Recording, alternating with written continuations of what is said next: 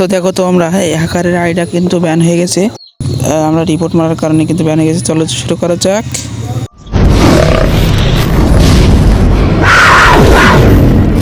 তো আমাদের প্রথম রাউন্ডটা হলো খেলতেছি আমরা সিএস। প্রথম রাউন্ড আমাদের দেখো হ্যাকারটা কি মারটা দিল, আমাকে অর্ধেক খেয়ে দিয়েছে আর আমার প্লেয়ারটার অর্ধেক। আরে ভাই দেখো সেই হ্যাকারটা কিন্তু এই সবাইকে মেরে দিচ্ছে। দেখো 1 মিনিটের মধ্যে এইচ নিয়ে নিল। কেউ ড্যামেজ পেয়েছে পাইনি, কিন্তু একজন শুধু 3 ড্যামেজ পাইছে আর আমরা যখন তখন একদম মারা গিয়েছি।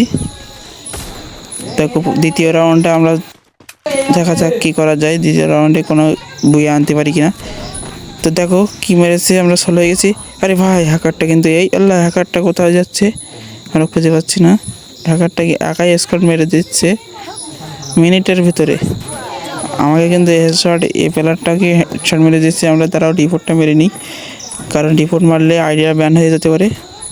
একটা প্লেয়ার কিন্তু এখানে পুশ দিচ্ছিল, হ্যাকারটা কিন্তু মেরে দিচ্ছে। দেখো কি মারটা না দিচ্ছি, 1 মিনিটে 1 স্কোয়াড, কোনো বিষয় না হ্যাকারের কাছে। পরপর 3 রাউন্ড হয়ে গেছে।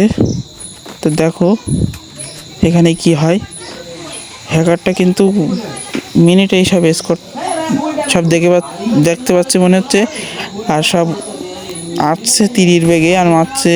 দেখো আমাকে কিন্তু অন টপ দিয়ে চেয়েছে। আরে ভাই আরে ভাই 1 সেকেন্ডে একটা করে ম্যান। তো সমস্যা নেই, আমরা এখানেই কিন্তু শিখেছিলাম। আরে ভাই হ্যাকারের আইডিটা কিন্তু ব্যান হয়ে গেছে।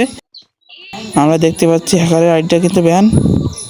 আমাদের কিন্তু স্টারটা কাটবে বলে স্টারটা কাটছে মনে হয়, কেটা জানি না। আমাদের এই প্লেয়ারটা কিন্তু ফার, তো সমস্যা নেই, আমরা দেখি। আমাদের স্টারটা কিন্তু কাটি নাই।